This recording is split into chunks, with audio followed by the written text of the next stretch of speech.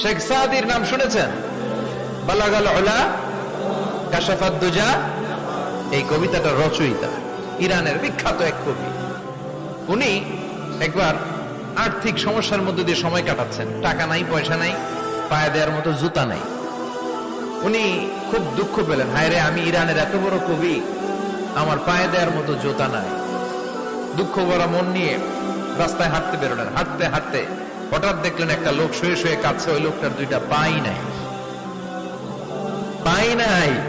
উনি সেজদায় পড়ে গেলেন, আল্লাহর কাছে ক্ষমা চাইলেন, আল্লাহ অনেক দিয়েছো, শুকর আলহামদুলিল্লাহ।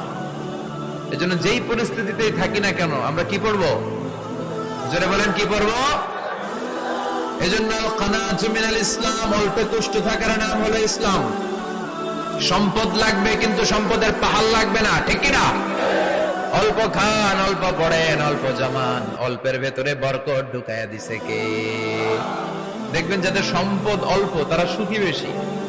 জরিপে এটা দেখা গিয়েছে, অনেক সার্ভেতে এটা এসেছে, যারা সম্পদশালী এরা দুঃখী বেশি, এদের দুঃখ বেশি, টেনশন বেশি। খুব স্বাভাবিক, টাকা যার বেশি রোগ তার বেশি, টাকা যার বেশি টেনশন তার বেশি, টাকা যার বেশি ঘরে শান্তি তার কম। আছে না নাই? ঘরের ভিতরে অশান্তি, ছেলে কথা শোনে না, ছেলে টানে গাঞ্জা, মেয়ে করে পরকিয়া। আছে না নাই? স্ত্রী কথা শোনে না, ভালোবাসা নাই, ঘরটা জাহান্নামের টুকরা। রোগ বালাই, এক একটা হসপিটাল বিল পরিশোধ করতে মাসে 5 লাখ 10 লাখ। আছে না নাই? কিছু খেতে পারে না, ডাক্তার একেবারে ডায়েট মেনু বেঁধে দিয়েছে। ডায়েট, ভেরি ডায়েট মেনু, এটা এটা এটা এটা কিছুই খাবেন না, শুধু গরু খাবেন না, খাসি খাবেন না, চিংড়ি খাবেন না, খালি ঘাস খাবেন। ইচ্ছে মতো ঘাস খাবেন, মানে ঘাস জাতীয় যত আইটেম আছে সব খাবেন।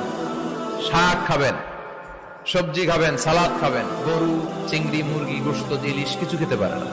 তাহলে রোগ বেশি, খাওয়ার মজা নাই, ঘরে সাংসারিক শান্তি নাই, খালি ব্যারাম আর ব্যারাম, ঠিক কিনা? কিন্তু সম্পদের পাহাড় গড়েছে।